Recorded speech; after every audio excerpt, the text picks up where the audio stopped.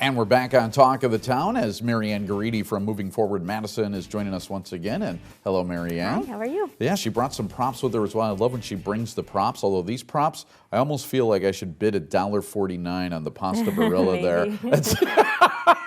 Maybe, right? See if I can win a car on The exactly. Price is Right. We'll get to all that as we chat with Marianne. And Marianne, we've been talking before about what a senior move manager is. So if you can again tell us, refresh our memories a little bit, if you will. What's a senior move manager? Sure, absolutely. So a senior move manager is basically somebody who's trained through the National Association of Senior Move Managers. And that means it's just, there's about 1,000 of us around the country, and we're all basically trained under an umbrella of code and ethics that we all follow. And that comes in handy when I'm moving somebody, for example, from here to California.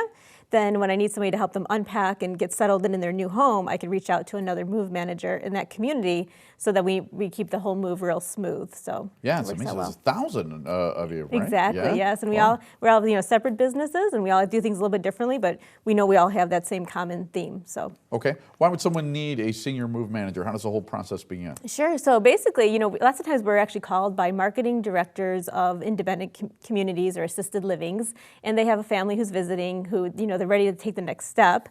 But what's keeping them is the house and all the belongings in their house. So typically the marketing director will call on us to kind of go and talk to the family and help them through all these steps involved in moving. So then they can then finish all the steps and be able to move into their new apartment. So we kind of do all the loose ends. Yeah, I would think some of it is that you get to at least take some of the emotion out of it. I think with a lot of the items that people don't want to part with, there's some sentimental value, isn't there? Yes, definitely. We kind of go through them with one-on-one lots of times and, encourage them to keep some things and other things just try to part with a little bit. Absolutely. So how about this month? What's the special event that you're working on? Sure. So basically I brought my little grocery bag here. All right. So part of NASM, it's called Move for Hunger, is a national program that we do. And what we do is as people are moving, you can imagine, they're not going to be cooking a lot of meals any longer. And so they'll have food to donate. And so what we do as move managers is we'll collect the food and then give them to a local food pantry. And so here in Madison, I did reach out to the River Food Pantry. So any extra food that I could deliver to them on behalf of my clients is, a great part of the whole moving process to make that go smoothly so you're not just, wasting food. So I'm guessing it's dry, non-perishable food items, exactly. correct? Okay. Yes, exactly. All right, not like pre-made lasagnas coming No, out of not the freezer. usually.